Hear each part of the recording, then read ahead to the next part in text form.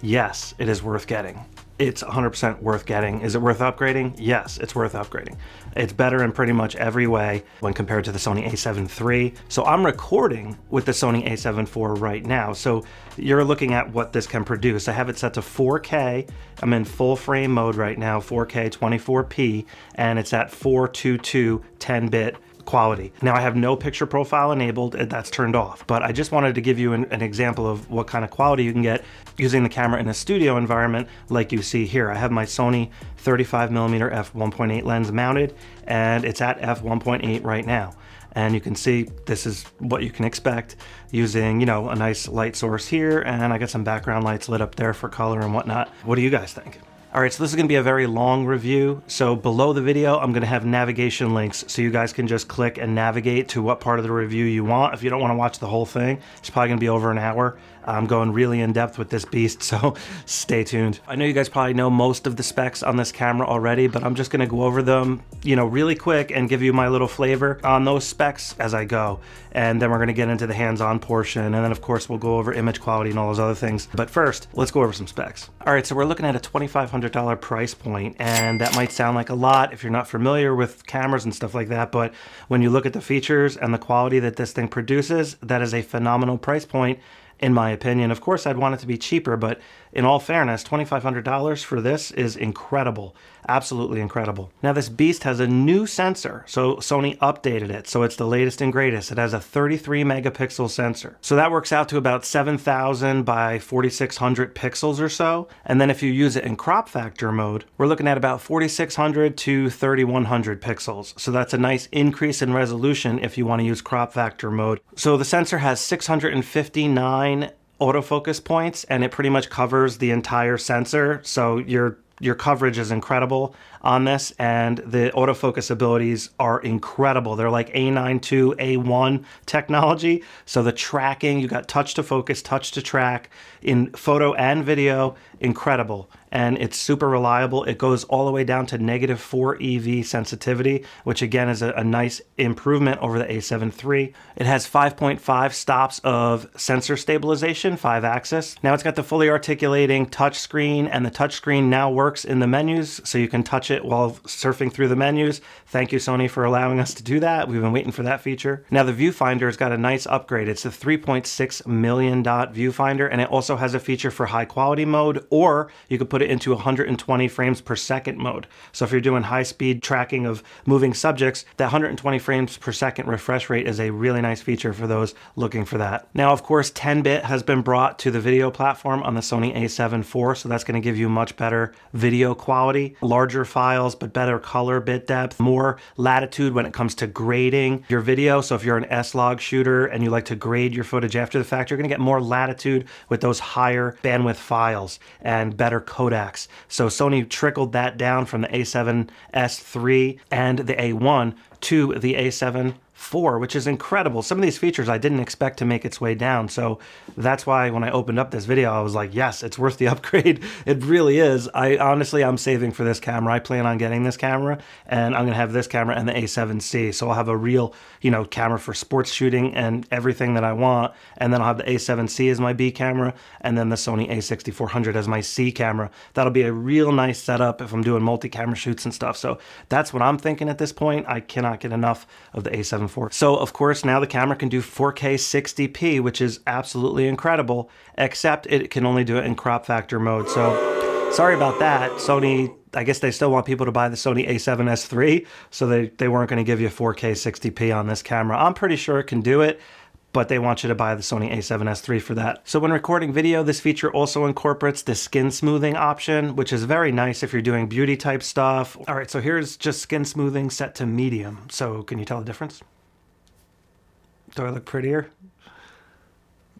All right, so now I have the skin smoothing set to high. What I find incredibly impressive is how it's able to do this live. So it's like masking my face and somehow not messing up the sharpness of my beard or the glasses. Now, the camera has unlimited record times, so as long as you go in there and change the temperature setting to high, that will allow you to record pretty much indefinitely until the memory card fills up. Or if you're in like hot environments, the camera still might overheat, but I haven't had any problems with that. And the upgraded camera chassis has that huge heat sink in there, like the Sony a7S III, so overheating is not near as much of an issue as it used to be. Now again, you have the picture profiles, but that new one, the S Cinetone, is the one that I'm really interested in. So now I'm recording with the new S Cinetone picture profile, which they introduced to the Sony a7 IV. The profile's been around for a while, but they finally trickled it down.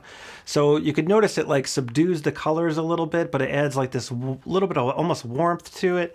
It looks like there's a little more yellow, but I really like the look, and this is what it looks like in my studio environment, so you can clearly see the difference. Another cool feature this Sony a7 IV has is focus breathing compensation. Now, it only works with certain GM lenses and G lenses, but what that does is when you focus a lens, sometimes that'll create this like zoom effect. It actually zooms in and out when you're focusing, and that's what focus breathing is. It's really not that bad if you don't really know about it, but once you're aware of it and you start getting into this stuff, it is pretty darn distracting. And pro cinema grade lenses don't do that when you focus. So that's why you spend so much on cinema lenses, because they don't have focus breathing and other issues like regular photography lenses have. So Sony incorporating this feature is really cool, and it almost turns the GM lenses and G lenses into cine lenses as far as focus breathing goes. Another really powerful feature that's worth a lot of money for, you know, somebody that needs that, and I'm definitely going to use it, you know, if I'm depending on what lenses. I have that feature enabled for sure. In addition to that, we have a focus map feature, which is just a super advanced way to manually focus. It overlays like a picture map of color on the screen, or similar to focus peaking. It's just an assistant for manual focusing, but it's way better than focus peaking. So now when you turn the camera off, you have the ability for the shutter to close to protect the sensor. As far as memory cards go, the a7 IV can now hold the CF Express Type A card, and if you invest in one of those cards, they're hundreds of dollars. They're like $300-$400, but they're so fast that if you use one of those, you can pretty much shoot with an unlimited buffer. So if you're a sports shooter and you're just holding it down, shooting RAW plus JPEG, for example, you're just never going to run out of buffer. Like, the buffer never fills up because it clears to the card so fast. So it has one of those slots, and it's also a dual slot, so it can take a UHS-2 SD card as well, which is what I invested in. It was about $200 for that.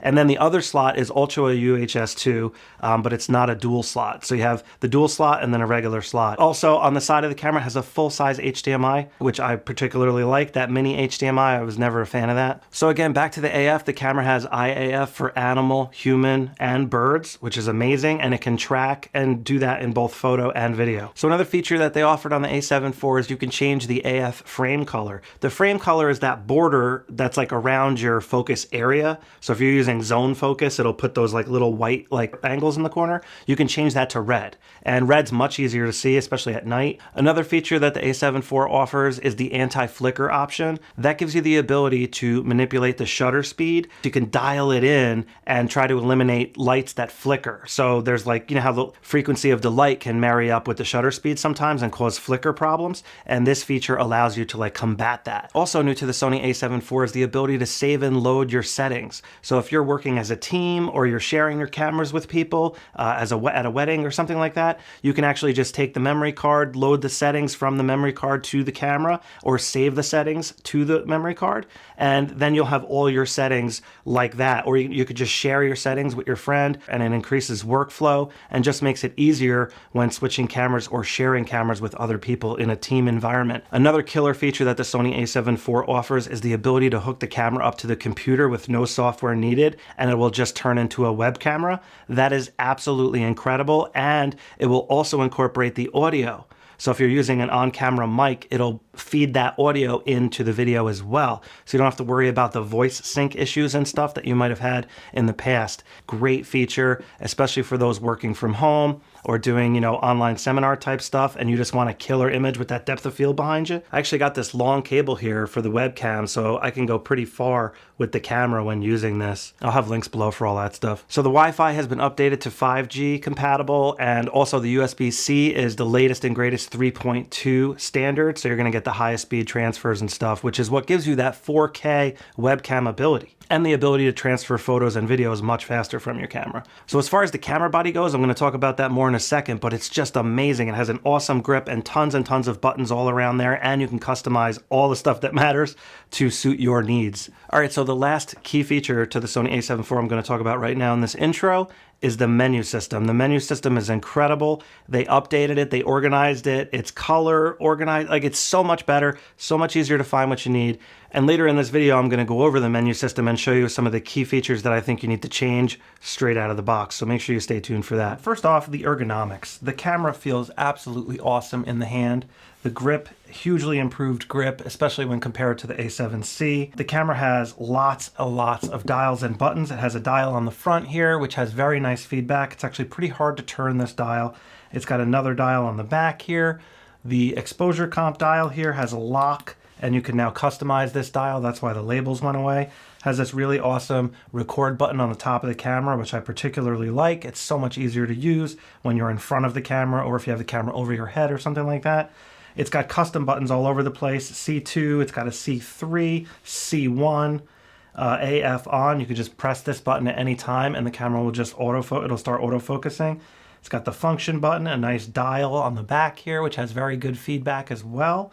And the dial actually acts as buttons when you press it also. And then it has a center button that acts as enter. Has a little joystick here that you can use to navigate. It's got the playback button, the garbage can button, another custom button as well as the garbage can, and of course the screen. So the screen fully articulates. I have it in lock mode right now, but it will open up and it'll fully articulate like so.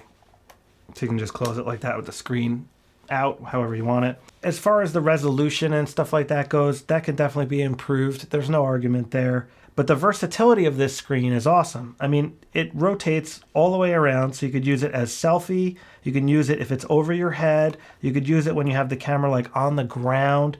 And it pretty much works in a lot of scenarios. And one of the coolest features is when you have it like this, when you're doing vertical shooting, you can have the camera on the ground or over your head and get a really nice vertical shot so easily with this type of screen. You cannot do that with the other Sony screen, the way that it tilts up and stuff. It just doesn't work for vertical shots. But one thing I don't like about this is this hinge. This hinge is clearly the weak link, and it should just be made like out of metal. You know, like it feels like if I were to drop this, this could break. Something would break here, and I don't like that. I wish Sony would beef that up a little bit, and I'm sure they will in future generations. So another cool advantage is putting the screen in this armor mode so it doesn't get scratched when it's bouncing around your bag, you know? I always put it in this mode when I put it away. And just while I'm here, notice how there's this notch on the bottom of the camera. You see that notch? So you can easily grab the corner of the screen. They actually notched out the chassis of the camera for that purpose, which is, you know, just again, showing that further refinement to the ergonomics of the camera chassis. And I'm pretty confident we're going to see that continue to evolve over time. Now, the hot shoe on the top is the latest and greatest, has the most functionality. Digital audio can, you know, go right through and right into the memory card. It's amazing if you use the Sony proprietary high quality mics. You can really get a nice solution without any wires or anything like that. And the viewfinder's also been updated. It's much better quality, but it has a higher refresh rate option, and it also has a higher quality option. So we'll talk about that more in a second. Looking at the bottom of the camera here, it looks really nice. It's nice and thick. It looks pretty beefy. So what I wanted to talk about was this door here. Notice this door has this switch on there to open it, and then it pops open, and there's the battery. So it's got this blue button here. You can pop, and then the battery will spring up. You can take it out, and that's what it looks like inside. So push that down, the little blue lever swings out, and now the battery's locked back in. What I don't like, and what Sony refuses to update, I just don't understand this, is this door. Why doesn't that door just lock? It locks on the A99 too. That's an old camera, and you just close that and it just locks automatically. So you have to slide that over. Now, is it a big deal? Not really. kind of have to close the door anyway. So if you just close the door and slide your finger, you can kind of lock it in one motion anyway. So what am I complaining about? I'm complaining because I'm lazy, and the A99 II, my Canon 5D Mark II, all these old awesome cameras have that locking door, and this camera should have it too. Come on, Sony. Please make the locking door come back, and sooner than later. Looking at it from the front, you can see we have the AF illuminator light there. We got the stereo microphones. There's one here and one here, so you want to make sure not to put your fingers over that when recording. Also, right here, that little symbol is where the sensor is. That's the actual sensor, so if you need to measure for precise focusing, you're going to measure from that point right there. Also, from this angle, notice the button for the sub mode dial. So the mode dial is broken up into like two parts now, and you can see right there how you can like turn that, and you can switch it to dedicated modes. Now switch from photo to video, and then use the other mode dial to pick your setting for whatever. With all these custom buttons, the camera is pretty much set up for you already with all the key features that you might need. All right, so before you turn the camera on, you are going to need to charge the battery. So I already showed you how to put the battery in there, but what you're going to need to do is you're going to need to go over here, and you're going to need to plug in your cable to the USB-C port right there, and then the other end of the cable is going to go into the wall charger. The Sony a7 IV did not come with a dedicated battery charger, so you have to charge it via the camera. So I'll have links below for a dedicated charger if you want to get one. For now, you're going to have to plug into this port right there, charge it up. Once your camera, you'll see a light up. It'll light up orange when it's charging. There's a little indicator light right there. And when that light goes out, you'll know it's fully charged. I have the battery charged. I'm just going to turn the camera on right there. And it's prompting me for a language, as you can see right here. So first things first, let me just show you. To navigate the menu system, I'm going to use this wheel. So if I hit right, it's going to go right. You can see up, down. See how it's working?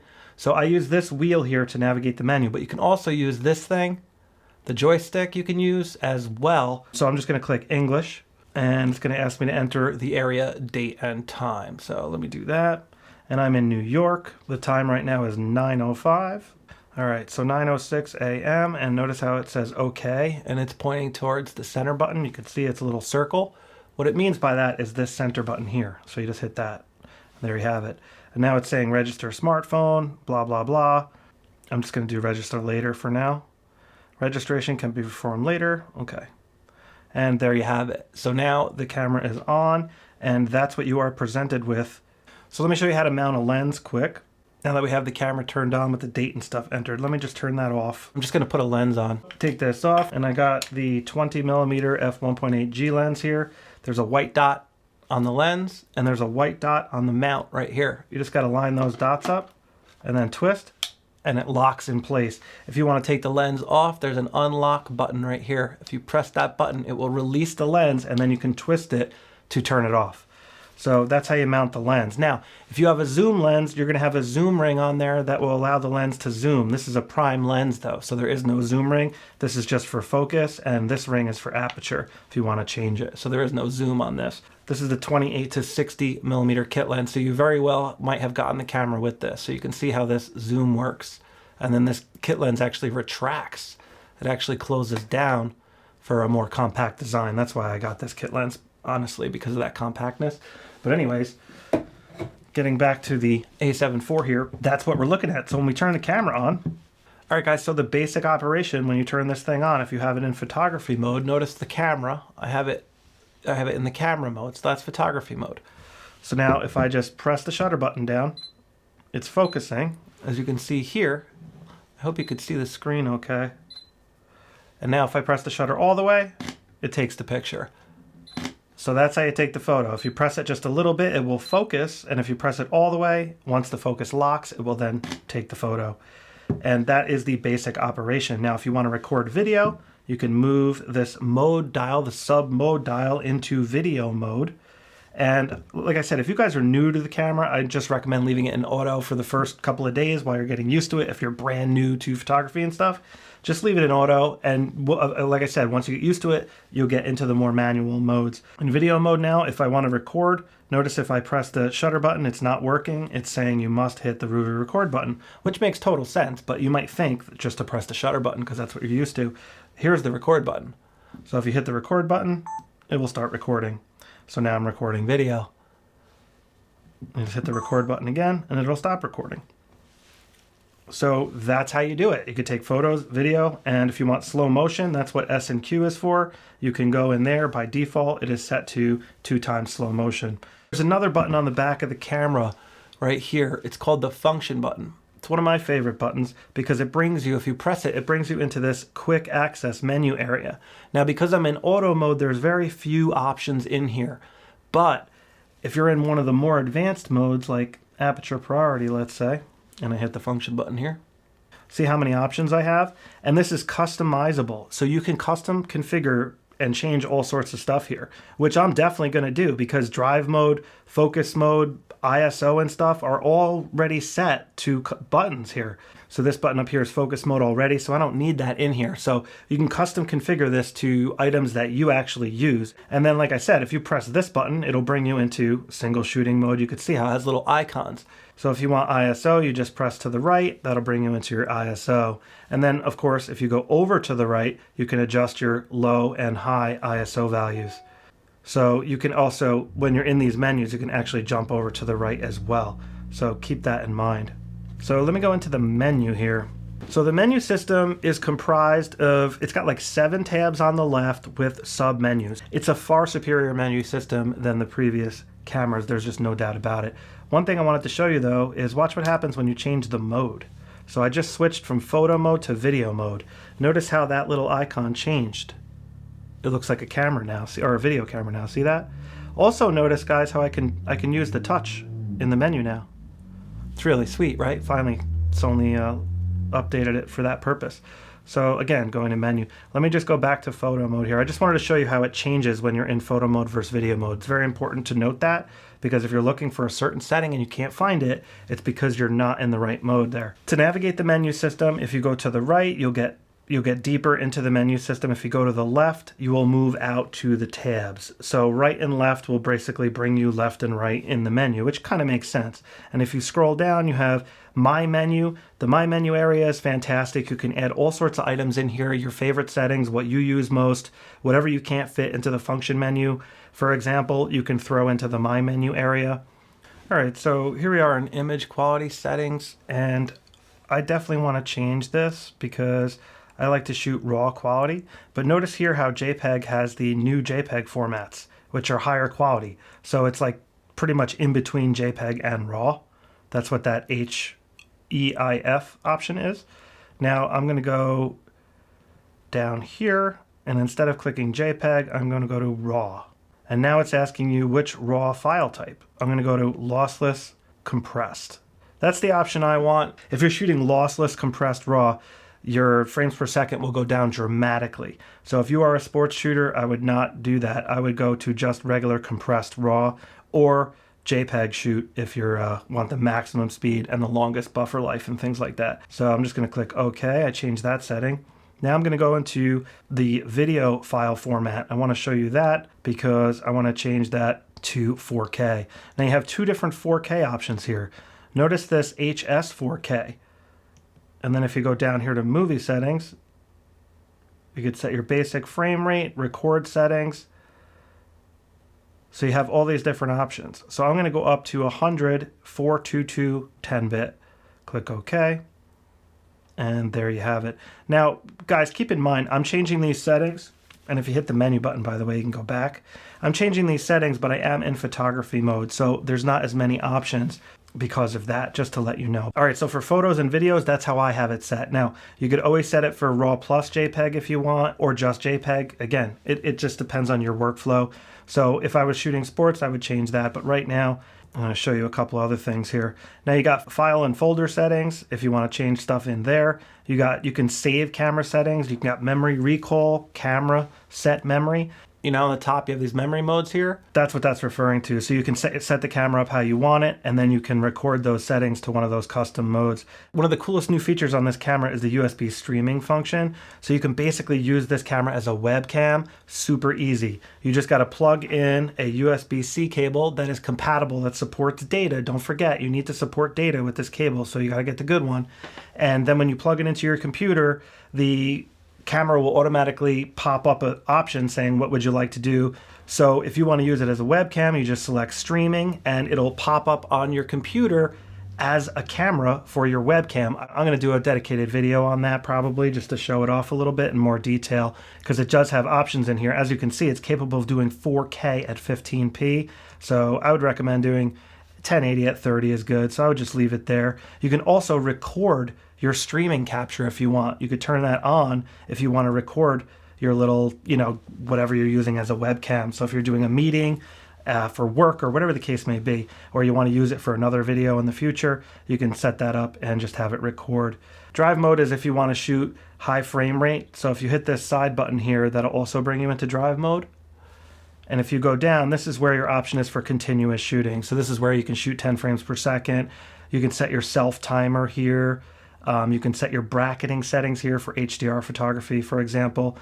Bracket settings here, I'm going to set self timer to 2 seconds with bracketing. Just going to change that while I'm here.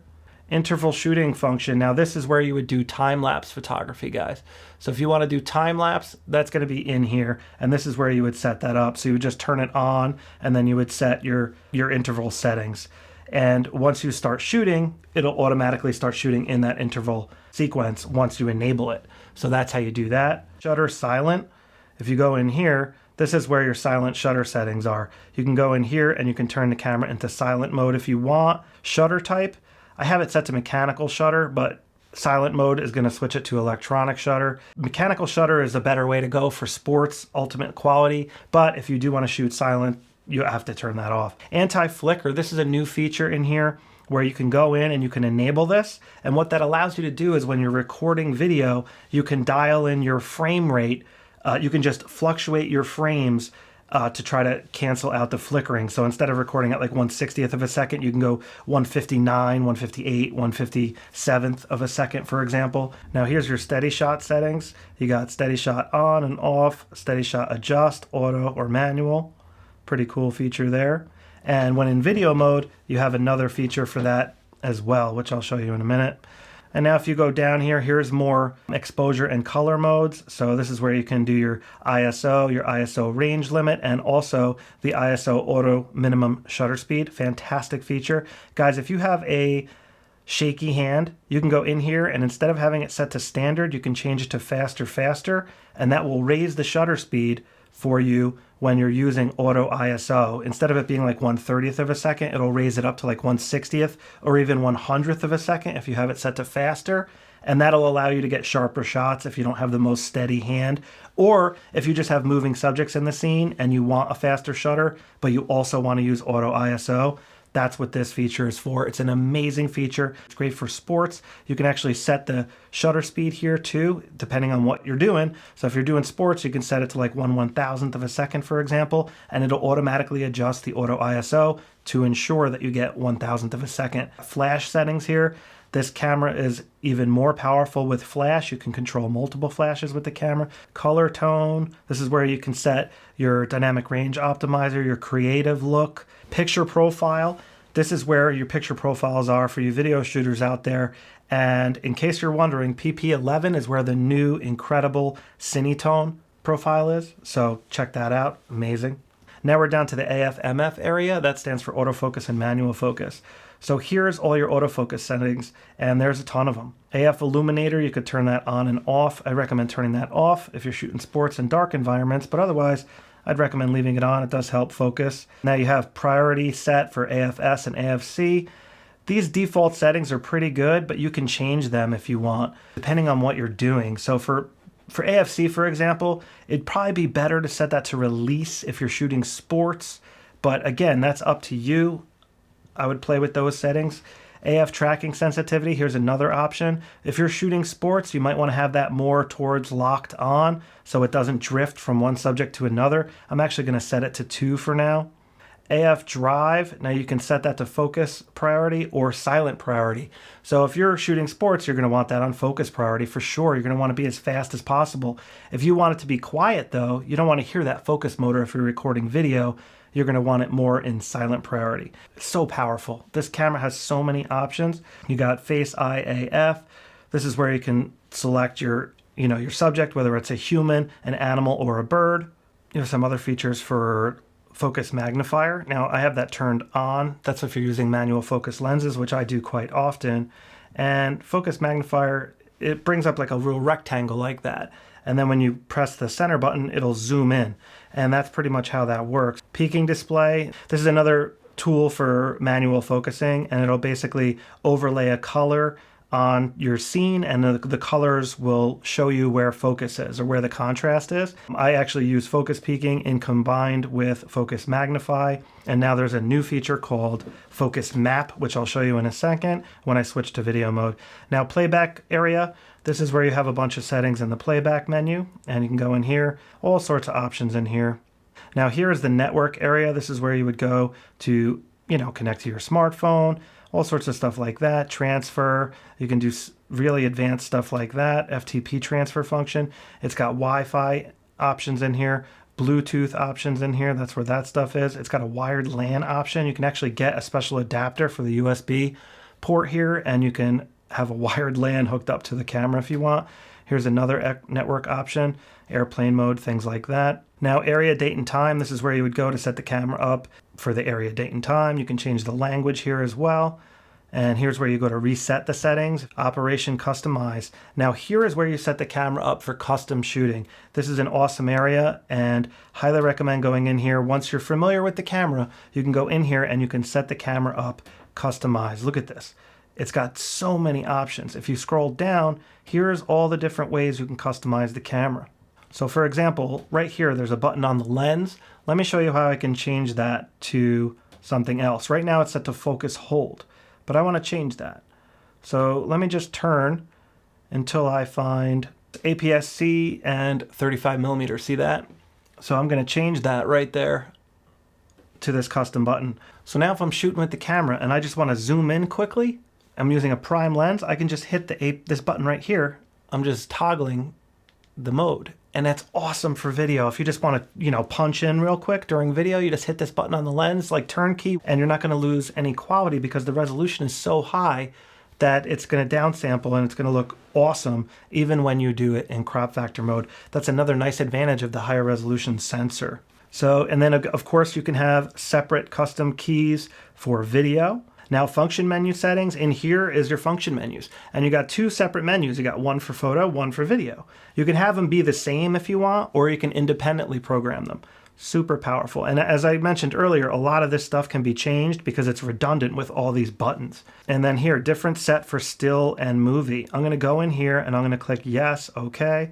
And I'm gonna change all this stuff. Because when I switch the camera from movie mode to camera mode, I do not want the settings to stay. I want them to change. Like if I have video set a certain way and then I switch to photography, when I switch back to video, I want the settings to stay where they were. So this is where you would do that. Display screen. This is where you would go and you can control all the different options on your display. So when you're viewing, for example, if you hit this display button, notice how the screen is changing. And by the way, if you're in here, you can hit the function button and move around. See that? So you can actually use this as a function menu as well. So here is more customization options. This is where you can control your dials and stuff like that. Like if you want to make this dial one thing and the dial on the front something else, you can change that here. Touch operation, this is where you would go and turn that stuff on and off. If you don't like it, you can turn it off there. Accessibility, Finder. Here you have these new options here. You have display quality and Finder frame rate. So you can change the frame rate to faster if you're shooting sports. You can go to high there. Or if you just want better looking quality, you can just go to high here. You can't have high on both. If you switch high to both, notice how the display quality goes away. So you can't have high frame rate and high display quality, just so you know. So I'm just going to leave the display quality to high for now. And here's more advanced options here. Time code, gamma assist. This is a great feature. If you're using one of the picture profiles and like S-Log, for example, and the image looks super flat, you can turn the gamma display assist on and it'll actually give you kind of like a LUT, it's called. So it'll tone the image for you so it looks normal even though you're recording in S-Log, which is very flat looking. And that's a great feature. I recommend turning that on there. If you are shooting in the advanced picture profiles and you need that gamma assist. It's very, very helpful. The auto review, when you take a photo, you might be used to the display showing that image for a couple of seconds. By default, it's turned off on this camera. If you want to take a photo and you want to see it on the back of the screen for a second or two, turn that feature on there. Now, auto power off, this is, this will just save some battery life. I'm going to change this to 2 minutes. Auto power off temp, you're going to want to change that from standard to high. So this way you don't have to worry about your camera shutting off when it gets warm. Sound option, this is where you can turn your audio signals off. Highly recommend doing that because it's just annoying. But if you want to hear that beep, by all means, leave it on. USB, here's the USB connection mode options. So remember how I was saying when you connect the camera for the streaming, it'll automatically prompt you? This is where you can change that. So right now, it's going to automatically prompt you with all these options. You can just set it to 1 if you want. I like it like this though. I leave it select when connect. USB power supply, I have that set to on. It was on by default though. HDMI settings, that's where that stuff is.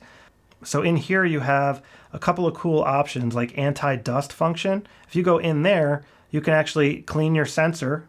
If you go over here and hit enter, it'll clean your sensor. It just shakes it. You can actually feel it. But in here, shut when power off, I'm going to turn that on. So this way the shutter will close when I shut the camera off. Definitely want that feature on, in my opinion. It'll help protect the sensor. And version, this will show you the firmware of the camera. Right now it's set to version 1 still. No firmware update available. All right, so let me switch this to movie mode and just go through the menu. And if you scroll down here, now you got a bunch of other settings. As you can see, it just changed the way it looks and it more caters to the video modes. As you can see here, proxy media. One thing I wanted to show you here though was the steady shot. If you go into steady shot, this is where the option is different than photography mode. Notice how you have the active option. That's going to give you much more steady footage if you're hand holding in particular, but it does crop in a little bit. The sun finally came out, so I'm just walking in the woods with Jace here.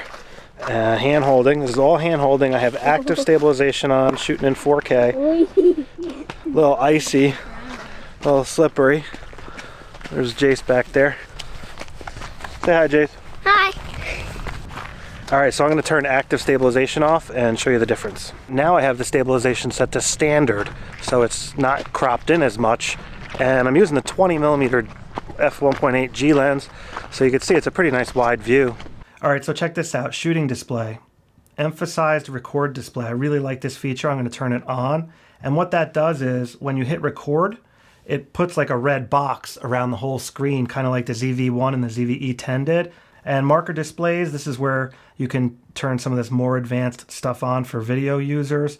Now if I go in here to soft skin, and you can turn it on. Now notice if you go down, it's set to low, but over here, if you go right and left, you can change it. So this is where you would set it to high, medium, low. So if you're somebody doing beauty stuff and you want your skin to look really good, you can turn this up to mid or high. For me, I'm actually going to leave it off for now. Another thing that when you're recording video that's very important is the autofocus transition speed. Right now it's set to 5. So I'm going to change that to a little bit slower. I'm going to change it to 3 so it doesn't transition so fast. And shift sensitivity, I'm also going to turn that down to 3. I don't really want it on super responsive because if you have it on responsive, the focus shifts so quickly and so easily. I almost rather have it like locked on. I'm actually going to put it at 2. I'm going to use it at 2 for a bit and see how that goes. So here in the AF/MF area, you have this option called Focus Map, and you can turn that on. Focus Map gives you this interesting view of the world. So when you have the focus correct, like right around here, you can see like my face is clear there. That's how you know that that's in focus. So this is similar to peaking in a way, how you can see the focus plane, but it's a much easier way to do it.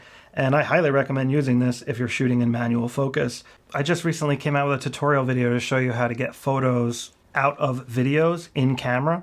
And how you do that on the A7 IV is you go in here to edit.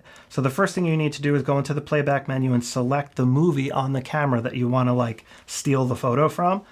And then once you do that, you can go to edit and then you can go to photo capture right here. So that's where that option is. Check out that tutorial if you want a full breakdown on how to do that. Now here's viewing the continuous playback for interval shooting. If you want to watch your time lapse on the camera and get a preview of what the time lapse looks like, you can go in here and just select continuous playback for interval shooting, and that's how you do it. You would just navigate to your interval shooting set in the playback menu. It'll automatically put it in a folder for you. You'll see it when you're scrolling through the playback menu, and then you can, right here, you can hit play for interval shooting, and you can change the speed here if you need to, depending on what settings you used. One other thing I wanted to show you in the playback menu is if you go into playback option there, notice on the right where it says focus frame display, and that's set to off. If you turn that on, when you go into the playback menu, it'll automatically zoom in for you and show you where the focus point was. So this is a really cool feature. Let me show you what I mean. I'm in the playback menu now by just hitting this play button here. And notice how it shows you the focus area, and it's a square because I was using focus tracking. So now if I zoom in by pressing the AF on button there, notice how there's a magnify glass there? So you just hit that and it zooms in right to where the focus point was. Pretty sweet. If you press it again, it'll just keep zooming in, so you can check your focus really easy. If you want to zoom out, you hit the AEL button. That is your zoom out. And notice there's a little navigation down there. It tells you. And if you hit menu, it'll go back. So if I hit menu, it'll go back like that. And if I hit the AEL button and zoom out again, it'll go into this mode. So you can see more photos at once. And if you hit it again, it'll move into calendar mode. And also now that you can see on the left, you have a calendar, you have photos, and you have videos. So if you want to just look at videos, just look at photos, for example, you have that option. And you can use this wheel to navigate as well. I'm just going to hit the zoom in, and I'm going to zoom in again. And then you can use this wheel to navigate through. Of course, you can hit the delete key here, and then if you go into the menu and into the playback area, you can do other things such as share photos. Right here, the function button. If I wanted to share this photo, I could hit that function button and it'll bring up the menu right here where I can share. I could then connect my smart device and so forth. I have tutorials on how to do that already. I'm probably going to make a new one for the A7 IV though. So that's the basic breakdown of the menu system here. Let's actually take a couple of photos and I'll show you how this works like live. Alright, so first I'm going to try this card. This is the card I've been using for a long time.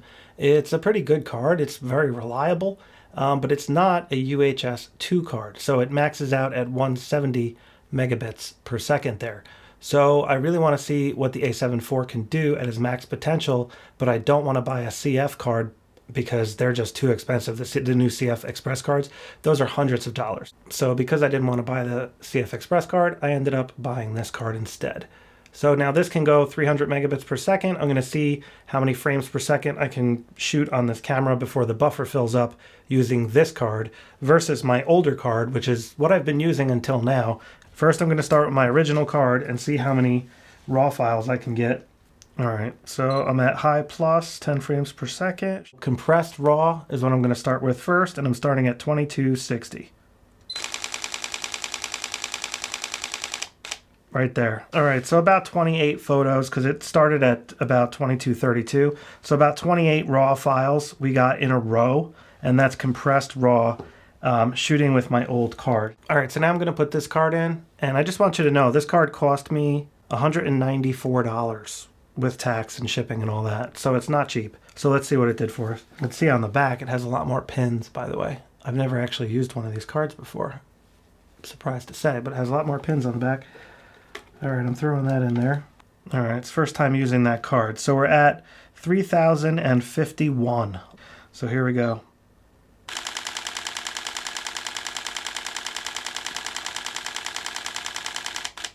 Wow, that made a huge difference. So I got about 51 shots using the newer card. That really is incredible. Okay, so that was worth the money. I can say that that was definitely worth the money.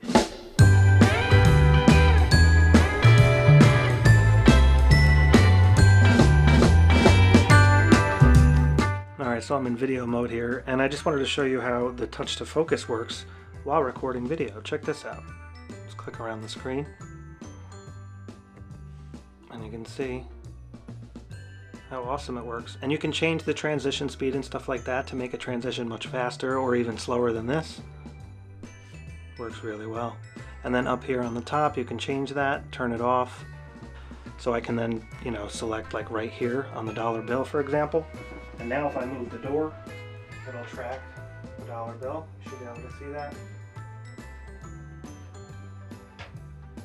Alright, so now I'm going to ramp up the ISO while recording video here. So first thing I'm going to have to do, I'm just going to do this while recording so you can see the whole process. I'm just going to change it to F11, then I'm going to go into the ISO, and I'm just going to raise that sucker up. So that's starting down 640, 1000, there's 2000, 4000, 8000, and I'm recording in the highest quality 4K at 100 megabits, 422. There's 1280, there's ISO 16,000, 20,000, 25,600. Let's go all the way up here. Here's 64,000, and here's 102,000. So quite impressive. Alright, so I just wanted to show you while we're in here in the lab scene the crop that's caused by the active stabilization. It's really easy to see here when in the lab. So this is with active on. Now let me turn it off and show you how much wider it gets. So now that's with standard stabilization, so you can see the difference. It's quite a bit. And this is what it looks like when you put it in crop factor mode. So this is in APS-C mode. So now I'm more at the minimum focus distance, and I'm going to use the tracking feature, and right now I have the coin selected. So I'm going to move the door here, and it should track it. Let's see how it goes.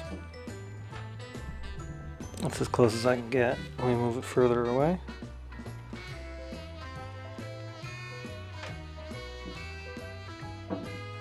Looks like it's doing a pretty good job. Let me switch to the background. Alright, now let's see if I can get back to the quarter. That's going to be the tricky part. There it goes. Good job. That's impressive. It's really hard if you think about it, the difference in brightness and the depth of field. I mean, I'm at f1.8 and I'm pretty close to the minimum focus distance to that quarter. Alright, so I just wanted to show you a couple focus transition tests here with the mountain bike. See, it works really good. Just pointing around the screen, I'm just using the touch to focus. Just a real world application. So let's go over some real world photos, and then I'll show you a little bit of the ISO lab testing and stuff like that. So here's just a shot of the Christmas tree. I ended up getting a skinny one this year to decorate here in my little house, and I really like the way it came out. Looks great, and if you zoom in, the details are very impressive in my opinion. This is at ISO 1000. If you look up here on the top left, you will see the EXIF information. If you're interested, what lens and settings and stuff like that will be up there. Now, here's one of Jace. He got this cool gun, Fortnite gun. I just wanted to show you the difference between JPEG and RAW. So this image was shot RAW, and this image is JPEG. So I was shooting RAW plus JPEG. And you could see there's a significant difference. The JPEGs look really good. The RAWs look really good. Some of the JPEGs actually look less contrasty than the RAW file because they're filling in some of the shadows with the dynamic range optimizer. And I got this cool ornament. You could see this one here. This is the JPEG. And this is the RAW file. So you can see the colors shift a little bit as well. You see how the skin tones are getting a little bit more accurate in the JPEG? So the Sony's color science has improved a lot, and I really like the way it looks on the A7 IV in particular. Here's just another one. And again, clarity and the resolving power are fantastic. Just look at this. I mean, that is exceptionally good, guys. All right, so moving on, here's Bones Jones. Hey, Bonesy. I haven't seen Bones in a while, so it was so nice to see him. The Animal Eye AF works incredible, as you could see here. And here's just one. I just took a picture of my Instagram feed because I've been sharing a bunch of photos lately. I'm starting to use the Instagram a little bit, so make sure you guys follow me on Instagram if you use that. Again, look at this cool depth of field play, and you know, the image quality is exceptionally good. Another one of Bones. This one I played with just a little bit, cropped in. And here's just another one. Here's one of Layla at my parents' house. We were just hanging out. So I asked her to smile, but she was actually eating something. But you could see the eye. I mean, look at the eyes on this. It's how accurate. It's incredible. It just nails the focus every time. The hit rate on this thing is absolutely remarkable. Here's one of Jace. Here's another one. And you can see it focused on the eye on the left here through the glasses. Works really well. Now here's one of Jasmine. I just wanted to show you here the dynamic range that this sensor has. So you could see here how I adjusted the shadows and the highlights. Watch when you look at the original. So here's the original image. You can see the blown out highlights in the back and the lack of shadow detail in the front. And now look. So just by adjusting those sliders, you can pull out that much information. So that's pretty impressive and makes sense considering the dynamic range this sensor offers. Here's just another one of this delicious cake. Here's one of some cookies. Look at this. I mean, the color, clarity, and detail is really excellent. Here's another one, some more cheesecake. Here's one of my mountain bike tire and it's at a higher ISO. This is at ISO 12,800. So just zooming in here so you can see that noise. It's not that bad. I did do a little bit of adjustments here. So here's the, let me show you the original. Here's the original, and here's with my adjustments. Here's one of Jace. It's kind of like a more of a silhouette. He's being lit by the TV. Here's another one, and that's him in the background. I just zoomed in on this. Here's a couple more of Layla laughing, having a good time. Just taking some snapshots. More guns, more dark guns. I just focused on this balloon string here. I thought it looked pretty cool. Just a snapshot. And here's just a cool symmetrical shot. Grandma Sonia decorates amazing. And I thought this looked really cool, just this scene. And here's just a decoration. Here's one of Layla. So again, I really just want you guys to notice the colors and stuff like that, because the color science is remarkable on the A7 IV. It is noticeably better. It almost looks like it's desaturated just a little bit and maybe just a touch more yellow, which is just, like I said, it looks more like the Canon color science. This looks absolutely perfect to me. Like, these biscuits look exactly like what they look like in real life. Here's another snapshot. My niece got a turtle and she named it Myrtle. And look at how cute this turtle is. It's got a really nice shell. I guess it's a wood turtle? Something like that, I think. And here's another one. Looks like it's smiling to me. Myrtle. Hey, Myrtle the turtle. How you doing, buddy? You're handsome. He is a handsome turtle. Hey, Daddy. He's got a cool shell. Here's one of Teddy the dog. And here's one of Halo the cat. Check this out. Look at the detail on that. And here's one of my mountain bike pedal. This is at f1.8 and this is at f4. So if we zoom in here, you can just see the incredible detail. I mean, you can see all the little scratches on the pedal. You see that? I mean, it's really, you can see, I can tell I nailed a rock right here.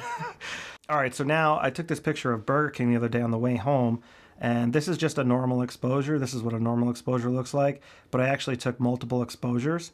So here's -2, here's +2, and this is 0.